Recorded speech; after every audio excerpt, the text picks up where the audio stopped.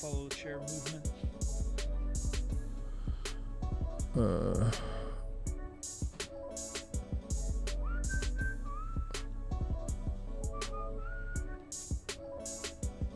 Oh, look at that.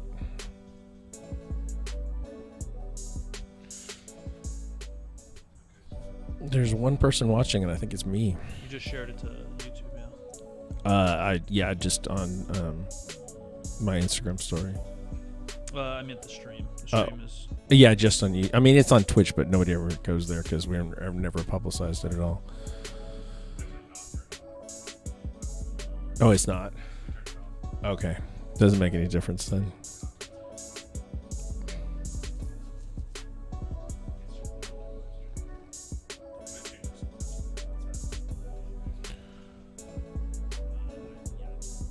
Yeah, audio's going through. It is. Oh, crap. It's not a big deal. You can just click mute on the bottom right. Click mute up on the cam link.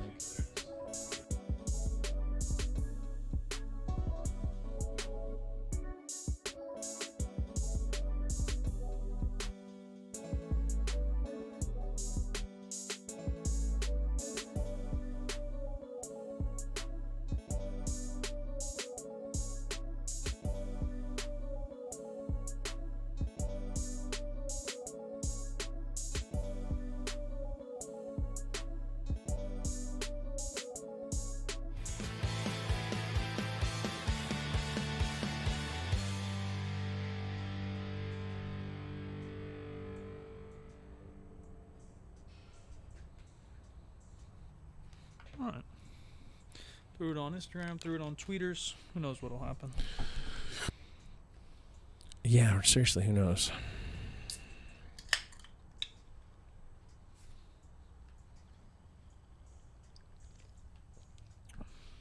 Twitter's an idea. Yeah, even the gym's Twitter, you retweeted something that I was tagged in. It got a bunch of... Oh, did it? Yeah, it got a bunch of love. Not a bunch, but it got a bunch of likes. My Twitter, everything's fucking dead. All these fucking shit social medias. I'm gonna put it on TikTok. There we go. See if TikTok cares about us. TikTok. There's a rapper's delight in there somewhere.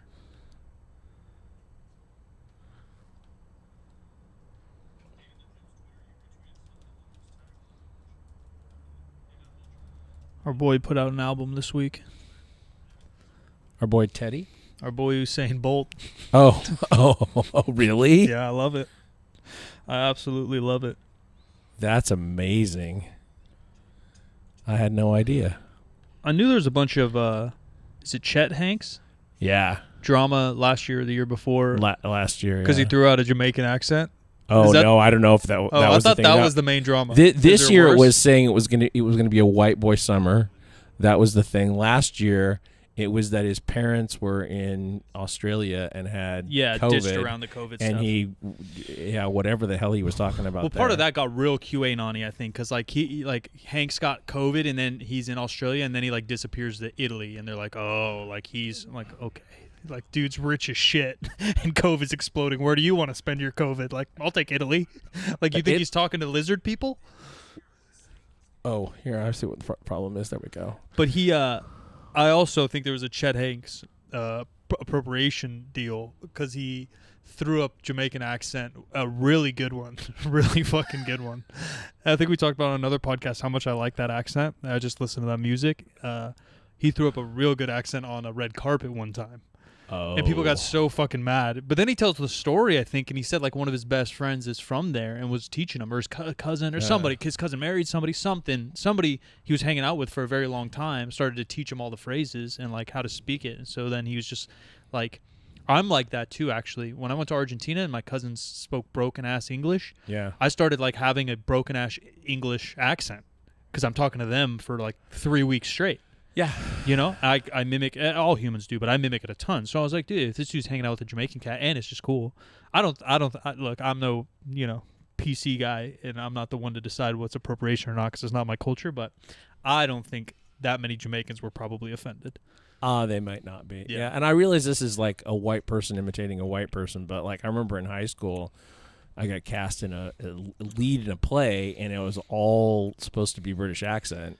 And at the time, I actually was working as a TA for an exchange teacher who was from York, England. Yeah. And that's not the accent I was supposed to have, but that's the one I absorbed. Yeah. Because I had it, 5 days a week. Right. That I was listening to the guy, so I just it just sticks. pulled that one in. Yeah, yeah, whatever you listen to. And then some people, I guess, just literally can't do accents, so nothing sticks. But it's weird. I think that people fall into different categories. There are people who can't do accents at all. yeah, There are people who are born in a place that has a particular accent or dialect or whatever, and just absorb it in a way that they almost can never get rid of it. people say I have a fucking accent all the time. They're like, Mike, you talk different.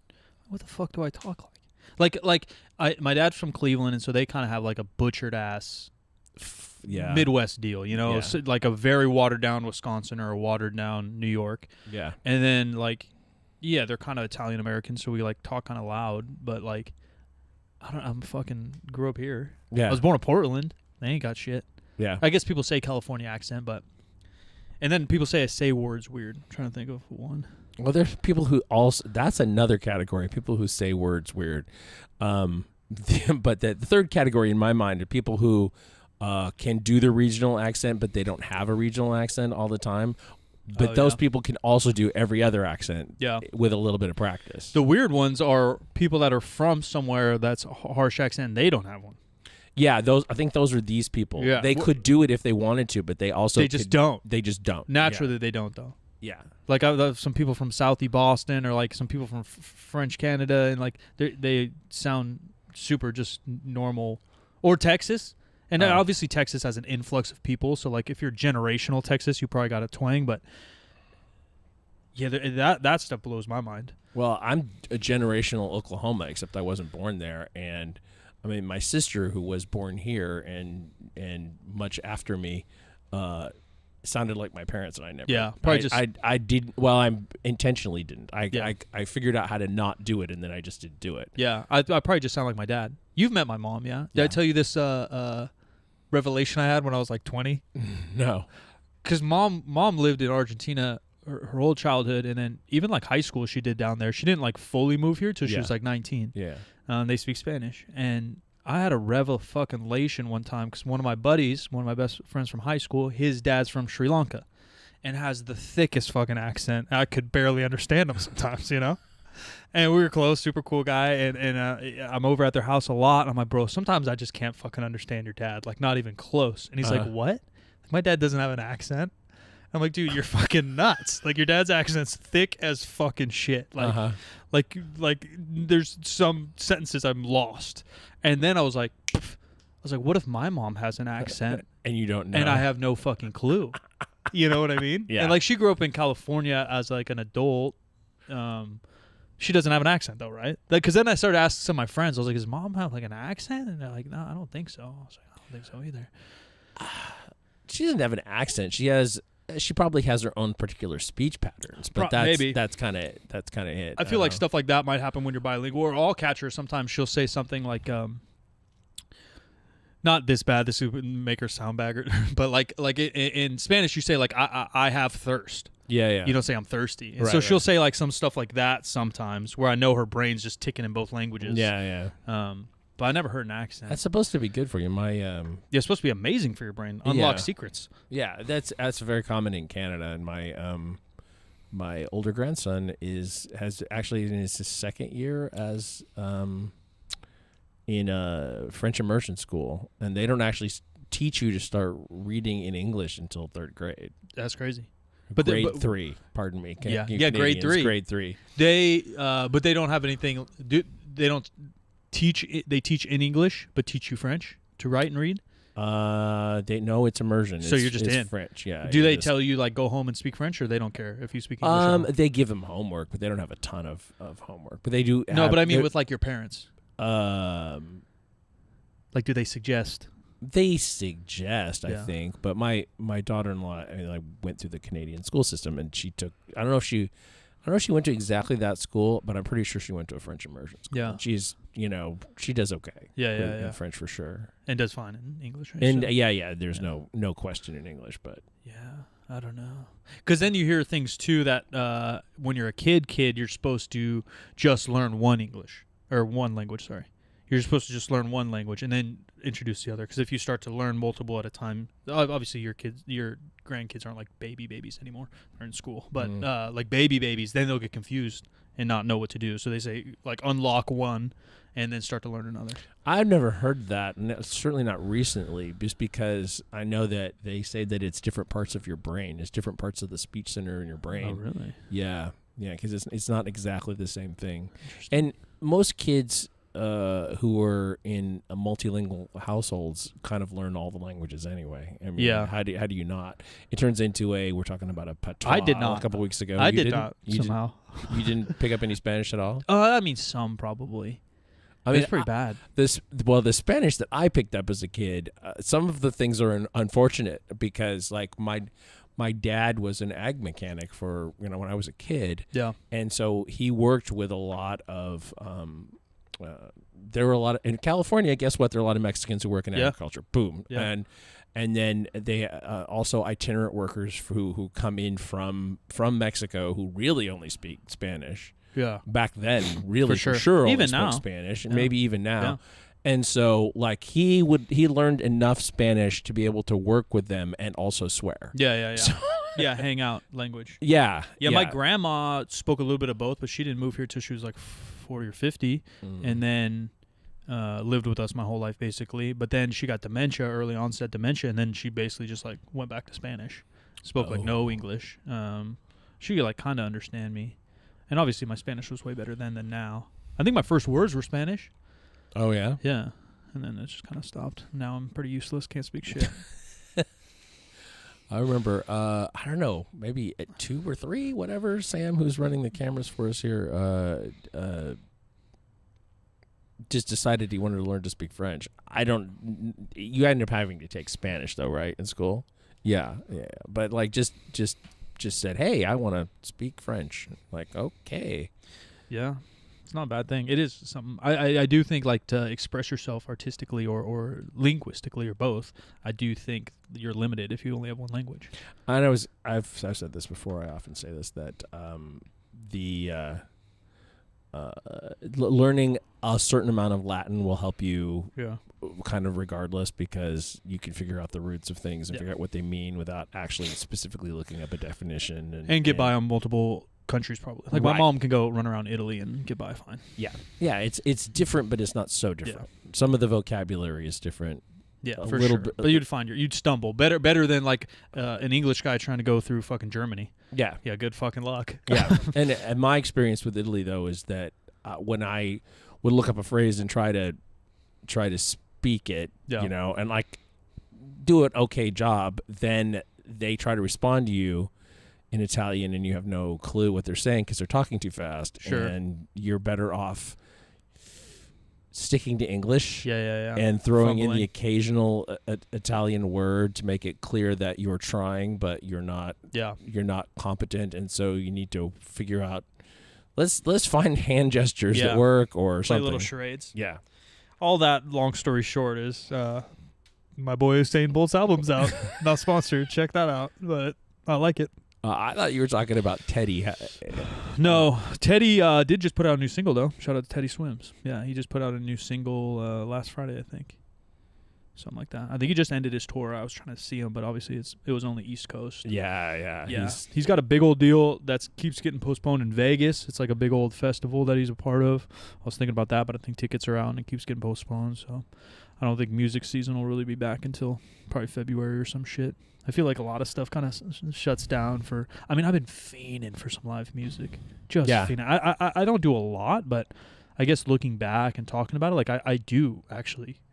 I guess like it just dove so hard into work with the gym and everything, and even before that I worked so much. But over my 20 years of semi-adulthood, I love live music. I've gone to a lot, and then now I haven't in 4 years.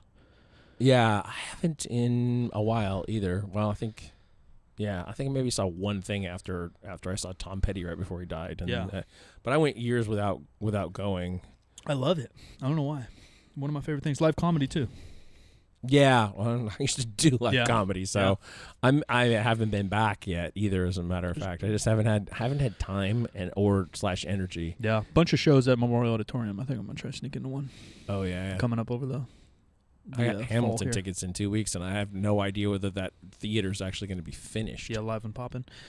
Yeah, not regardless of COVID or masking or anything, just the construction. Yeah, they're my wife was talking to one of the workers the other day who happened to be in a medical situation, and he's like, "Yeah, I don't know if they're going to make it because like the flooring's not in. They're gonna end up opening it not completed and completing it along the way. We're talking about the big community center theater downtown here in Sacramento. That's part of the convention center sort of rebuild that was started back when people had conventions in person and stuff.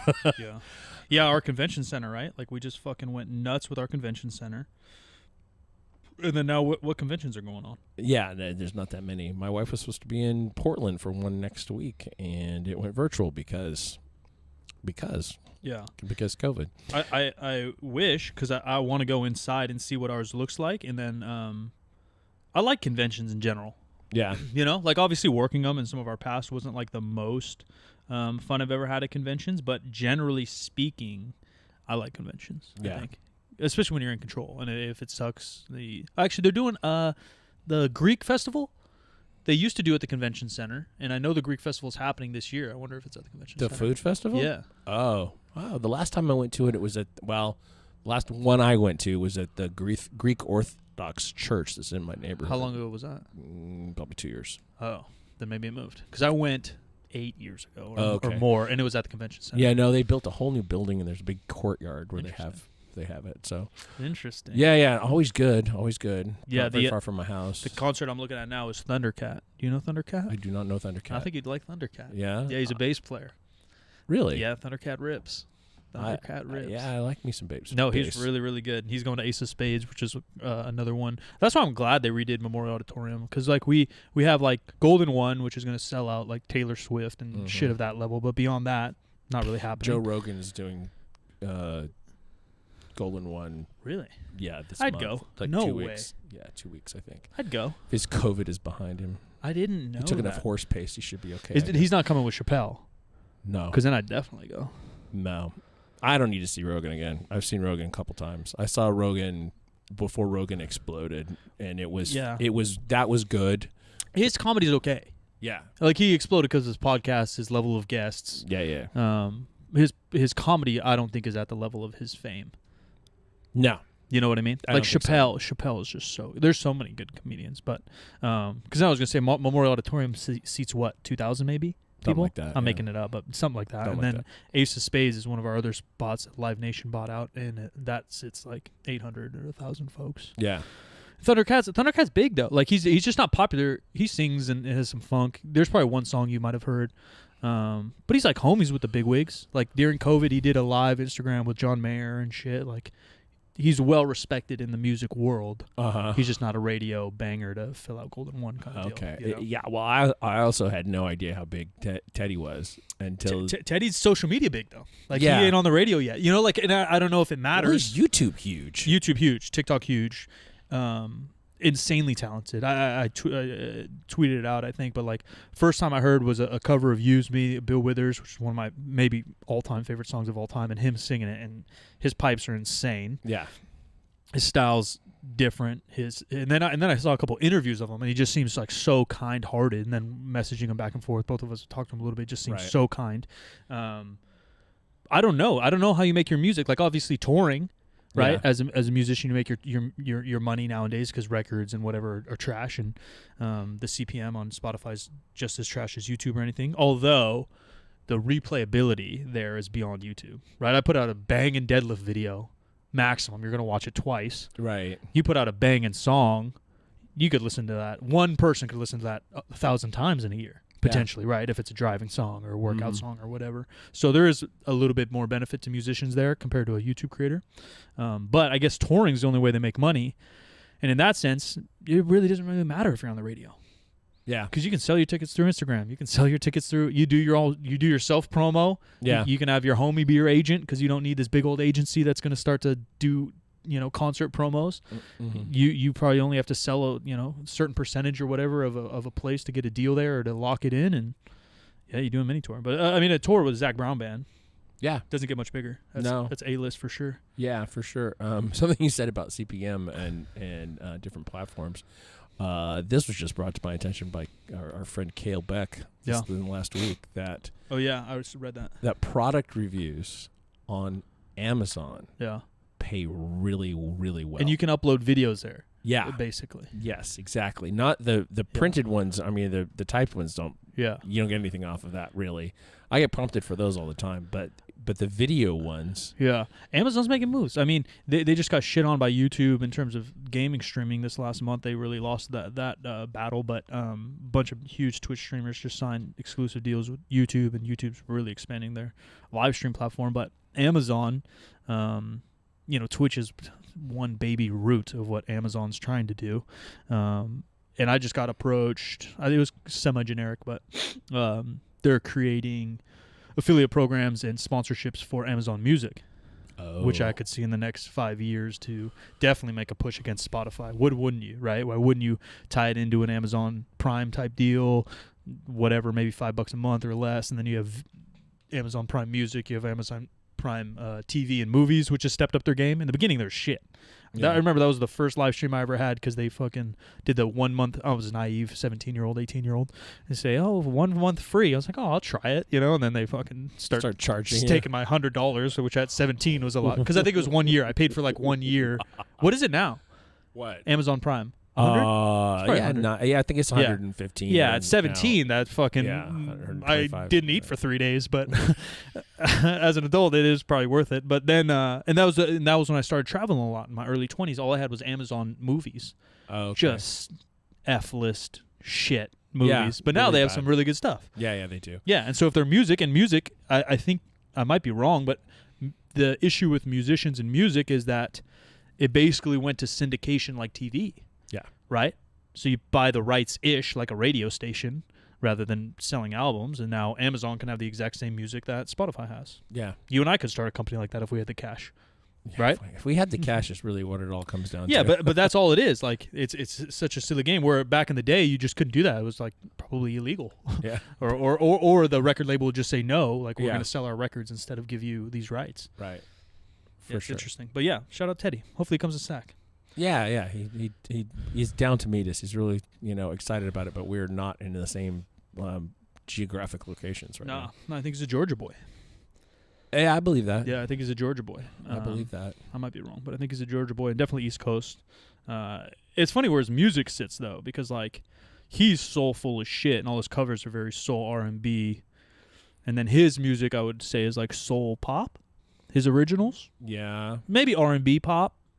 A little bit less funky than say a Hall & Oates. Definitely less funky, although he's funky. Yeah, and I get the play. Like it might be just the music he enjoys. Who knows? Like I obviously, because he's a businessman at the end of the day. Everyone has to be if you want to do well. And so like the covers he chose, maybe what he loves or maybe what he thinks would get clicks. Who knows? He might not speak to Bill Withers. He just knew that song would sound good with his voice. And then same with the original music you start to write. Hopefully it's what you love and enjoy, but it might not be your favorite music if it's not what you know what I mean? Yeah, like he might want to make fucking funk bangers all day, but name the last funk band you heard on the radio. Parliament. yeah.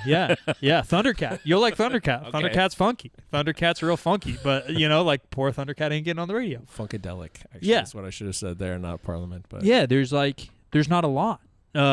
Like some EDM groups ish, like Chromeo or something, are kind of funky, electro funky, and they're starting to get some popularity, but they're not on the radio either. And again, radio is not the final judgment, but where do you go? Yeah. Where do you go? So you said we have some fitnessy questions. Yeah, we got some health and life things we can try to help some folks out with. What do you got, kids? Where to go? On a completely unrelated note, I was listening to another podcast while I was setting up in here, and they were talking about a book that I now need to read called The Power of Now. And it's some of it deals with how those of us who are just kind of more anxious in our personal lives? I think that's a book I actually read. Oh, really? Let me look. Yeah, I think so. Where's your stupid books on iPhones? It depends on how you got it. If it was Audible or... I think it was Audible. Yeah. I think it was an audio book, but through their shit. iTunes, maybe? Yeah. Probably. I don't know. No, bookshelf or whatever that's called. Newsstand, bookshelf. Anyway, though, just talking about how difficult it is for people who are, by their very nature, anxious. It's hard for them to be present in whatever situation they're in, and that is entirely me. Yeah. A lot of the time, especially like back in the days when I had corporate jobs. It was really, Eckhart Tolle? Yeah, that's Yeah. the guy. Yeah. That's the guy. Yeah, I listened to it last year. So what did you take away from it? I listened to a lot of stuff like that. Man's Search for Meaning and this and that. All these, what's the 4 rules? 4 agreements. All those, right? I listen to all that stuff because I think I enjoy it, and it like speaks to me, and it like talks to my soul. And who knows what like the most modern day psychologists think, and that's all I can go based off like going to therapy or the stuff I read. But like your brain is like on autopilot. Yeah. And so although I love these concepts, like adapting them or like using them is so hard. It's like the typical easier said than done. Mm-hmm. We're like someone on the edge. We're like I've basically been diagnosed with like general anxiety disorder. So like I can't. I try really fucking hard. But like it's not someone that's anxious sometimes. Right. If you're anxious sometimes, I think these books can change your life. Like, because I read it all the time. Twitter friends or friends on Instagram post like, man, this book is insane. And that's where I got these lists of books, from other people I respect or people that said, man, the concepts in here has really helped me. And then I read it and I'm just like, yeah, that concept is sick. And like I can't, it's like my brain is a Lamborghini. Okay. On cruise control, and the brake pedal's missing. Oh, okay. There's no, where these books, if you have a Lamborghini, you just shift down or maybe you tap on the brake a little bit. Like these people, the books allow you to be that brake. It's hard. It's really fucking hard. And I'm not saying it's not hard for other folks either. I'm not saying I'm a little snowflake. A lot of people deal with it. But true anxiety disorder is like, less than 10% of the population. Yeah. Every human has stress. Every human is anxious sometimes, but it's just different. So like, I love the concepts of it all. But being able to handle it is, I read all the quotes. I love stoicism. I love all that shit. Yeah. I love it fucking all. And it's, haven't been able to apply it as much as I'd like maybe. That's a fair point. Yeah. I think that all that stuff is really hard and takes a lot of work. And like reading the book isn't, the last step is the first step. And so. Yeah. Where I think if someone's on the edge there, reading the book is the first, middle, and last step. Yeah, like, I understand that. Yeah, they can apply it. And Yeah, that's like me reading a lifting book. Oh, that's cool. I understand these concepts of, RPE. Let me apply it to some of my clients. Boom. But like this kind of stuff, I just can't. I affirm affirmation and all this stuff, but it's still, very difficult. I understand what you're saying. Very difficult. But I liked it. And I think more people should read it. And I think some of the concepts some of them are kind of like a duh. Like, I knew that but didn't know that. Yeah. Yeah. So, questions. I don't know. Now we're on some mental health stuff. What's something you're working on to better yourself at the moment? Oh, Lord. Yeah. I have already pre-thought these because I looked at them a little bit. So I think should go then. I think mine, last time I was deep into therapy was 3 years ago, pre-COVID-ish, that kind of year. Just haven't gone back because of scheduling and COVID and whatever. But a big thing that I guess I didn't understand at the time that we were talking about is like the perfectionist mindset or being a perfectionist. And I always grew up hearing about perfectionists in terms of like schoolwork and like a certain type of perfectionist, meaning like the example in my life would be that I thought a perfectionist is like, I'm not going to put this YouTube video out until I edit it till 8 a.m. because I want it fucking perfect. And I don't like this cut and I don't like this edit. I'm going to go reshoot this. I'm going to go do that. And that's the only perfectionist I thought of. Mm-hmm.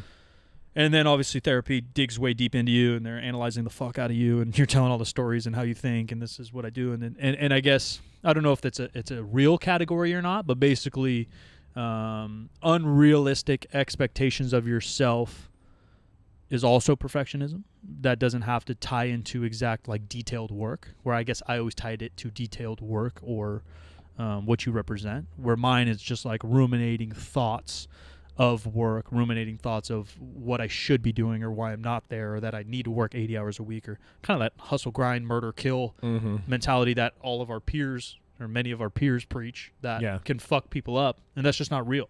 Like, it's not real for anybody. And they are either lying, purely lying, or they're going to do it for 1 year or 5 years and then fucking explode. Yeah. And I've exploded. I've found deep depressions where I can't get off the couch, and et cetera, et cetera. And so I've kind of been there. So for me, what I'm kind of working on is trying to, I guess, a little bit be in the now. I wouldn't say like have fun or enjoy the process, although that's always a goal of mine because I suck at it. But mine is just to kind of like breathe. Just kind of breathe through things. Just kind of let things roll, which I'm very bad at. And like just not work. Like yesterday after I left the gym at 12:30, I went home and I did absolutely nothing. I did absolutely nothing the rest of the day. And to like kind of be okay with that. Like anybody can do that and say like self-care. I took the day off. But like be okay inside. Like, Mike, it's okay you did that. And there's nothing you have to do, should have done, or could have done better. Go sit on the couch, buddy. And just sit with that. Because that's something I've never done. Never done in my fucking life, from sports to school to work. And that's what people don't understand about like the quote unquote entrepreneurial lifestyle too, is that like work isn't clock in, clock out, or build this soda can and ship it, or move this amount of boxes. It's like what's going on in your brain that's conceptualizing what's next, or not conceptualizing what's next, or whatever. The work doesn't really stop unless you stop it. And so I'm trying to stop it. Trying to stop it a little bit, which is, again, always a work in progress.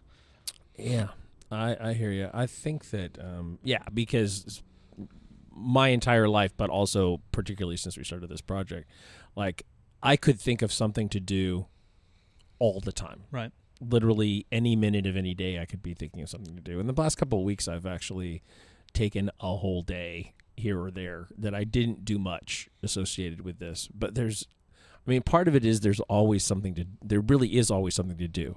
And some of those things are high leverage things and some of them are low leverage things. And,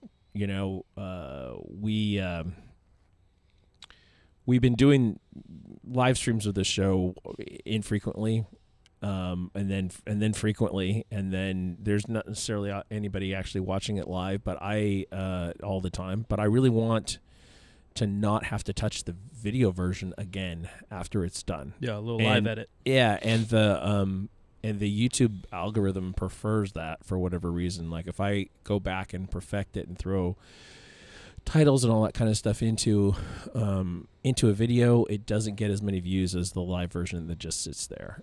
Whether or not people come in, there's actually somebody in the chat right now. And so I got to kind of get that out of my brain. I got to make it work so that's, and I it was yesterday, day before yesterday. Yeah, before yesterday. I just was having a shitty day. I just woke up in a bad mood and just couldn't shake it or whatever. And I was like, I actually just need to get like a W today on something. I got to get through something that's been on my list that I can tick it off and feel good about it, so to mitigate the other things that I feel shitty about because they're not done. Like I actually check it off. Yeah. Rather than just do some work. Right. Yeah. Exactly. Yeah, that's a big difference. Exactly. Like finish a thing. Yeah. And so I did that. Like I didn't understand how any of it worked. And I dove into it and got some help from Kyle and so now we have a standby screen. We've got an intro video, we've got an outro, we've got a lower third that's actually sitting on top of the bear for whatever reason. I got to fix that. But and an outro and all that stuff that we didn't have before. And now once this is done, I can walk away from it and not think about it again, which is really what I want. And so I accomplished that and I feel better. And like when I'm thinking about the world in that way, I feel better in general. Yeah. I feel more accomplished, even if my list of things to do is long. That stuff's hard to figure out. I remember in high school, I don't know what a normal college like counseling situation looks like, because obviously my school's a little different, but we have like a college counselor, and then we also have like courses on stuff like that. I don't remember what it was called, but we just have like little things, and they do like a bunch of tests, personality type stuff, or Yeah, like even just group discussions on like, would you like a big school, a little school, this, that. And one of them is like, yeah, like how do you feel fulfilled or good? Like what type of work? I was talking to our barber. I might even mention this on here before, but like talking to Chris, who cuts both mine and Jim's hair.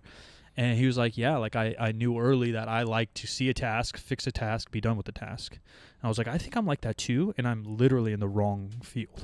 Like YouTube's never done. No. I don't feel good about a video because as soon as you click publish, you got another video to come out in 3 days. Like everything I've done is like that. Even the clothing, like I really like creating it. Like I sit in that for like a minute. You know, I sit like a photo shoot and I'm just going through pictures like, damn, this stuff looks kind of cool. And then I'm already thinking about what's the next launch going to look like and feel like. And so like definitely I'm in the wrong field. But like you said, like you're kind of like that mindset too, which makes sense with like a lot of the like DIY stuff you like to do. Yeah. And where like I really did enjoy doing the gym like that. I don't know if I'd always like that or not, but it does feel good. Like even little stuff like each of these pillars. I don't know if you see the pillars behind us, but they had like 1 billion screws in them because whoever put up the drywall was just trash. And so like one day I think Jim put this part of the building was just trash, but that's another point. Jim was like outside and he helped me a little bit, but he's outside doing I think we were fixing the door that day or working with the wood, and I just like go through and just unscrew like literally probably 1,000 screws. There was a lot. Yeah, and it just kind of felt good. You know, because I came in here, there's 1 million screws and we can't do anything, and then I took all the screws out. I'm like, oh, well I'm done today. Like I just did something. Where again, like lifting weights isn't like that. No. Some people might get that from competitions. Yeah. You know, I never got that from competitions. Yeah, a lot of stuff I do is just not like that. And so I probably need to find, whether it be a hobby or a job within what we do to feel that too. Yeah, it's hard. Knock it out and it's hard. Okay, I can go forward. And a little bit shipping, doing the fulfillment for us a little bit. But even that, like we have like 2 weeks, that's nuts. And that feels good because I'm doing like 50, 100 orders a day. But then like today there's 3 orders. That doesn't feel good because it's just not work. You know, like it's like, all right, that took me 10 minutes. Like it doesn't feel I'm happy any day that there are orders to fulfill. No, me too. I like, but you know what I mean? Like the actual like doing of the job doesn't feel like, oh wow, that was work. Yeah, I feel you on that. I got nothing, but you might have something. What's your funniest gym story? My funniest gym story. My like funny gym stories don't come from like the gym. It just comes like from being around people and shit happening or whatever. Like, you know what I mean? Like I can't think of like, oh my God, so and so shit himself. Yeah, I'm not a fan. We've done shit. I know, but even that like hasn't really happened to me either. Like it doesn't have, you know, like no, that never happened. It would be like a joke conversation after a training session or something would probably be funny at some point. But I don't even. There's not like a particular thing that stands in my head that was super funny. Not super funny, but it's funny when you tell it as a story. The back in the early days of ST, before we were in a gym, some idiot left a couple of boards for that you build up the height for a squat box. Oh yeah. Yeah, you know they're like they're a 1 by a 1 by square. Yeah, they're 1 by 1 and they're like, you know, 1/2-inch plywood or whatever, and then a lot of times they have rubber on them. Whatever. Yeah. So someone had left them sitting on a platform, and I stepped backwards, knowing that they were there. My feet went out from under me. Like a banana deal. And I impaled one of my butt cheeks on a deadlift jack. Oh, I think you've told me this. So this was one of those, like, I don't ever... we didn't actually even have a deadlift jack for the first several months here because I don't like them. They scare me. You and I, a lot of stuff we've planned around this gym is based on our experience, obviously, but powerlifting gyms are, at least our experience, and I think majority before like 2015 even, were very close quarters. They were gyms within gyms, or they're a corner in a gym, or they're a garage. And so like a lot of things you plan for are based around shit just being chaotic. Yeah. Where like if you have like a real gym, we have 6,000 square foot. None of those have ever been issues. No. Like I've dropped the same thing. Like I dropped a fucking plate from my eye height onto my toe. I thought I lost my toe. I didn't want to take my shoe off. I was fucking scared. I'm going to see my toe wiggling around like a lizard's tail. Like, you know, like tons of shit like that. But that's literally just because we were shoved into a corner. Yeah. That's never happened to me here. No. Or never happened to me at Barber Brigade or even Untamed. Like, and I've trained at those gyms for the last 5 years too, you know, like it's not that I was careless. I was still 25. I was a fucking adult. I had plenty of experience lifting. Or fucking, jacking up your anus on a fucking deadlift jack. Like, that would never happen here. But you and I talked about, like, yeah, those are annoying and they're in the way. Let's not get a deadlift jack. But we've had one here for months now, and no one's ever... I mean, I'm sure somebody kicked it or something, but there's been no issue. There's been no issue at all, yeah. But I was profoundly against them. Not that I wasn't dealing with them for years, before we were in this situation. I was against it, too, and I never particularly... ate shit on that, but I've eaten shit on tons of stuff. Yeah, but people like them for whatever reason. Anyway, though, I ended up with like a gash and then a giant bruise, like a whole butt cheek was purple, looked like a giant grape. But because it was bleeding, from this gash, I had to get a bandage on it. And like one of our very early training partners, I always called him an amateur chiropractor. He's a guy with a fucking master's degree in economics or something like that. But he was like, oh, let me put your rib back in place and all that kind of stuff. He was that guy. Yeah. And he's like, okay, so like this is going to be weird, but I'll go ahead and put this bandage on your ass for you. And thanks, Doc. So he did, and that was good. And then I tried out my brand new squat suit that same day, which I shouldn't have done because probably didn't feel good. Yeah, I got super swollen and it was terrible. Yeah, and sweat. Yeah, it was all bad. I almost had to go to the ER. My wife, who was a nurse, was like, "Yeah, I'm not sure you shouldn't just go because I don't think the blood is actually flowing the way it's supposed to through your butt." So that's kind of my only really funny story. There's plenty of things people said that were funny, and things that people did that were kind of funny. But I don't really. There wasn't anything that was a real gut buster. Kind of same. Yeah, nothing I can think of. Yeah, I don't know. Yeah, a lot of like powerlifting. Powerlifting was like just training our tits off. Like it was really hard, so it was like a little different. Same kind of thing with my strength and conditioning coach growing up. Like he would make fun of me a lot and whatever. Like I was the goofy art school kid and hanging out with like NFL players, so it was like a little different. And I had long hair and he called me a hippie and shit. And like the banter and stuff's funny, but nothing particularly. Not an incident that works well in a monologue. Yeah, my shoe didn't fly off and hit the fucking fire extinguisher or some bullshit, Or if something comes to me, I'll tell it on the next episode. Yeah, I don't know. A little more applicational here, I guess. Thoughts on carb cycling. Carb cycling is kind of funny because I feel like it's something that hasn't been asked in the last 5 years. Where for the first 5 years, everyone was about carb cycling. Everybody was about carb cycling, and then everybody got to be about keto, and then everybody got to be about fucking chasing animals down and eating them while they're still alive. When everything goes in an arc from like I don't know where, the depths of forums to like our world and us getting asked to like pop culture world. Yeah, you know what I mean? Like carb cycling probably became a thing in some. I mean, it's been a thing forever, but became like popular-ish again in some forum in 2011 when flexible dieting started to become a thing, and then it came to our world and we're asked about it every single day, and then all of a sudden it was probably in People's Magazine in 2015, and as keto was coming up from the forums again to be cool again, to be asked to us again, to then now keto's still, I think, kind of the pop culture move. Like you go to a grocery store and there's 30,000 products that just say keto on them. Is that keto Snickers a real thing? I'm sure it's real, but it's not real. I mean, it's still candy. It's still a damn candy bar. Yeah, like all the like net carbs is.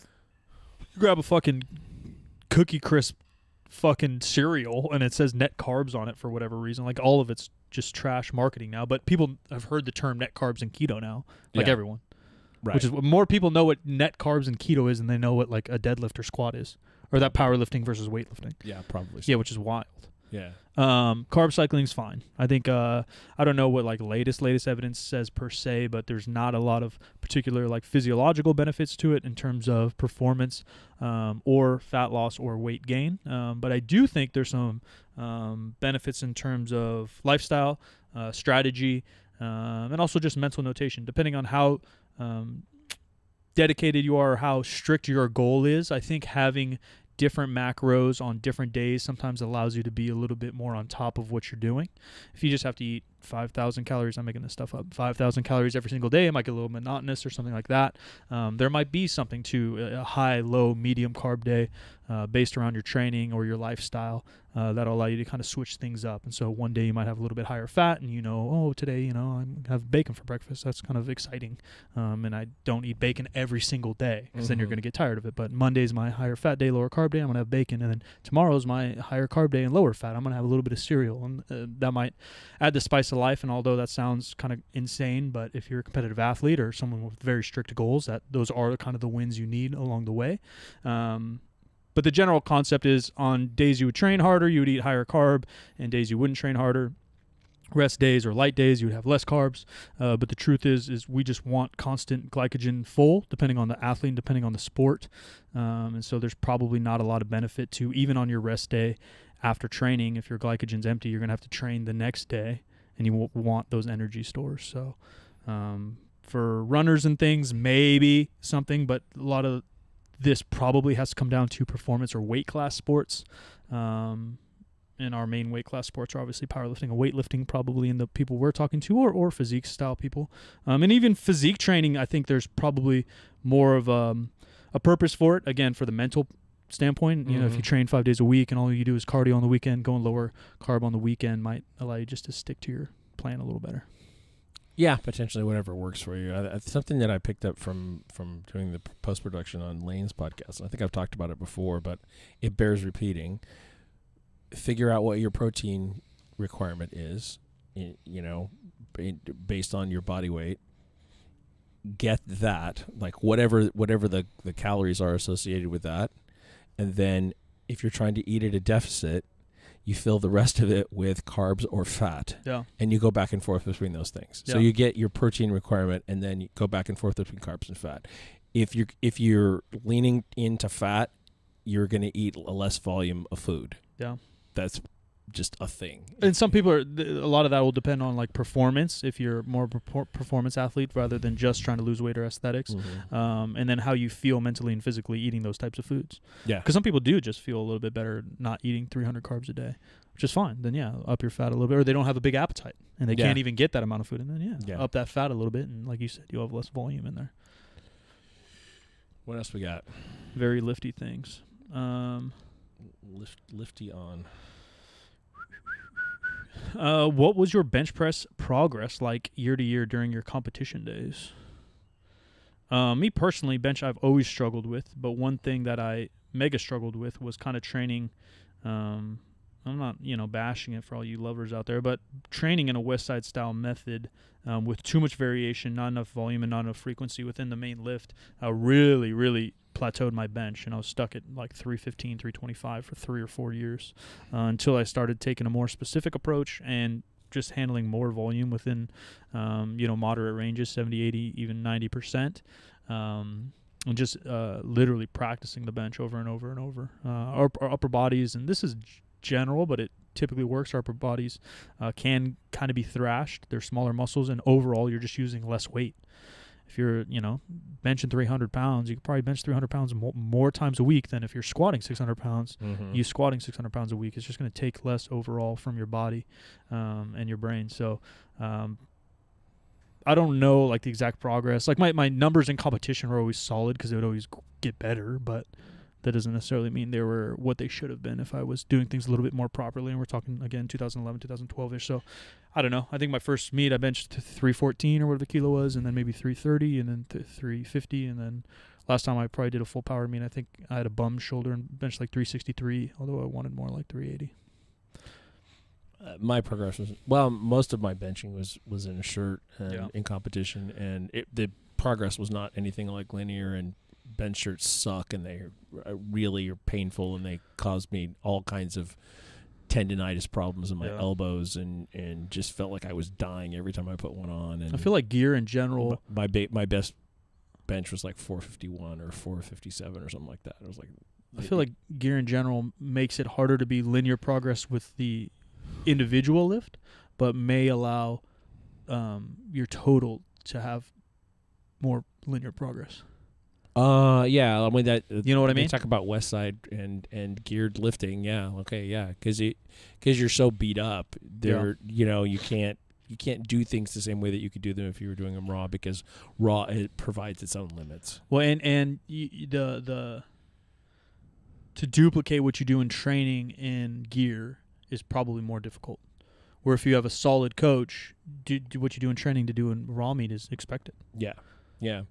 The one thing I can't get used to about anything but West Side is squatting, benching, and deadlifting all in the same day. Even though you do that in a meet, Yeah, it's a lot. it just seems like a lot in It the course is. of a training session. It seems like it's too much. Yeah, I obviously you're like varying it all, so you're not doing 5x5 on all three. I mean, some people might, but yeah, you get used to it. You get used to it. I was doing multiple when I was going hard. I was doing probably all three twice a week together. Yeah, and then the other 2 days were like a squat and a bench. Seems like a lot.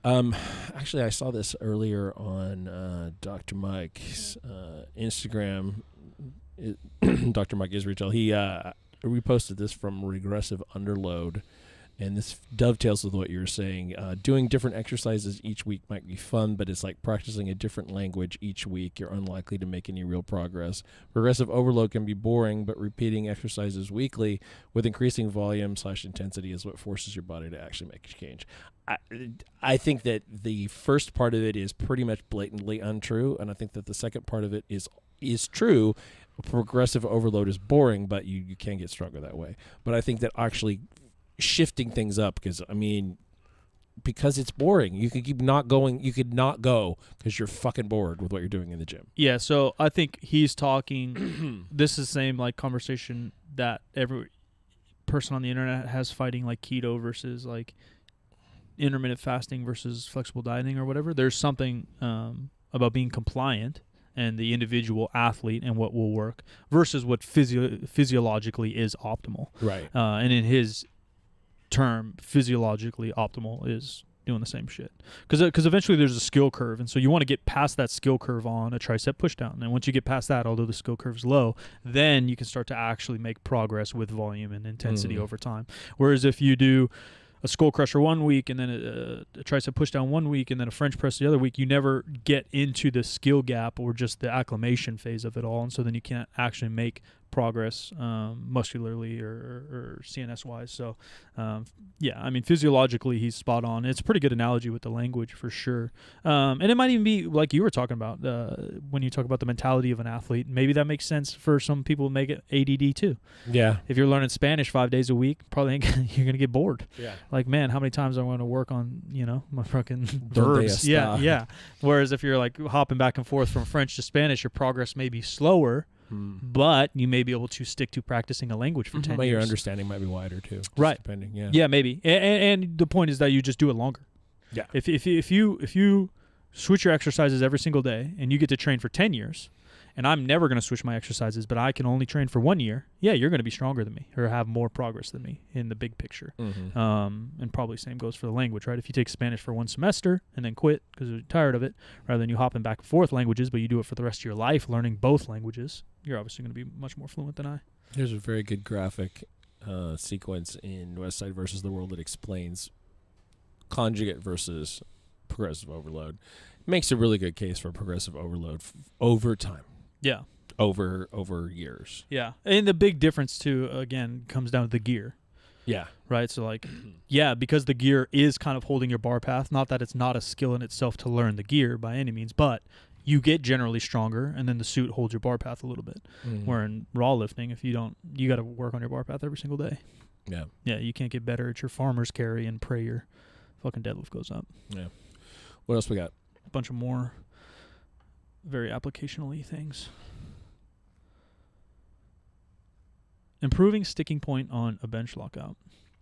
I think weak point training or like lockout training and all that is a little bit misunderstood and also a little bit probably overrated, I guess would be the term, if we're stealing our mesonomics things. Basically just get stronger. You're gonna miss somewhere. I'm annoyed by that, yeah. But just get stronger until that particular sticking point is not your problem. Yeah, exactly. Yeah, if you are trying to bench 300 pounds and you miss at your lockout, and then you say you fix your lockout somehow and you put 301 pounds on there, and now you miss at your chest. Why? What? How? So yeah, overall, just getting stronger. Not to say that you can't do some variations and accessory movements, maybe with some bands or chains to emphasize that lockout a little bit. Or I'm not a huge fan of blocks with raw lifters, but it's something you could do. Or close grip bench, elongating the range of motion, put a little bit more on your triceps as one of your main variations. But typically how I look at lockout or weak point training is I'll just change one of my variations in a higher frequency style training to a variation that may, be lateral from that weak point, where some people will look at weak point training and try to hit it right on the nose. It's not like my weak point is green and I'm going to only paint with green, and that's what I think people tend to do. Whereas, we're like, oh, I missed my lockout, weak triceps, and then they just bash their triceps every single day for the rest of the year. Now you'll probably have some bigger and stronger triceps, but it doesn't necessarily mean you're going to bench more weight. Yeah. That might be it. Yeah. That's all the decent ones. Alrighty. Well, I'm game to lock this one down for the. Yeah, let's do it. We're a little late this week because I had to. Life happens. Yeah, a little family medical emergency that wasn't anything critical. It's just one of those things. We might be handling a semi-controversial documentary soon. I'm thinking about 2 parts of that. Yeah, let's do it. Let's watch it and then do a 2-part podcast, you mean? No, I'm thinking about 2 related things. I'm talking about, if you're talking about the one I'm talking about. I don't know. The one that Dean brought up to us? Okay. So I think we should watch Transformer as well. Yeah. Maybe we just do a long banger of a podcast on both of them and then split into 2 parts. Yeah. Yeah, I'm down. So Transformer, what's the other one even called? It's Untold, and it's about Caitlyn Jenner. Transformer. Someone just brought up Transformer to me the other day. One of my sister's best friends from like 8th grade randomly on Instagram said, "Hey, I told your sister I saw you in a documentary on Netflix." I was like, "Yeah." Did they get paid for that one? Nobody did. Bastards. No, not us, but somebody did. Just not us. Ladies and gentlemen, brand new podcast every Wednesday when we can make it. We appreciate you so much. 3sb.co for all your clothing and gym information. And I'm Sam Mike anywhere you want to find me. If you are in the Sacramento area, come and check us out. If you're in California and you want to make a trip and grab a day pass and grab a T-shirt and whatever, we are in downtown Sacramento. We are waiting to serve you pretty much all the time. I'm at the Jim McD on all the social medias. Follow the show on everything where we've got a thing in for social media. 50% facts, where percent is a word, 50 is just numbers, and thirdstreetbarbell.com for local membership info. And we'll talk to you next time. Thanks for joining us.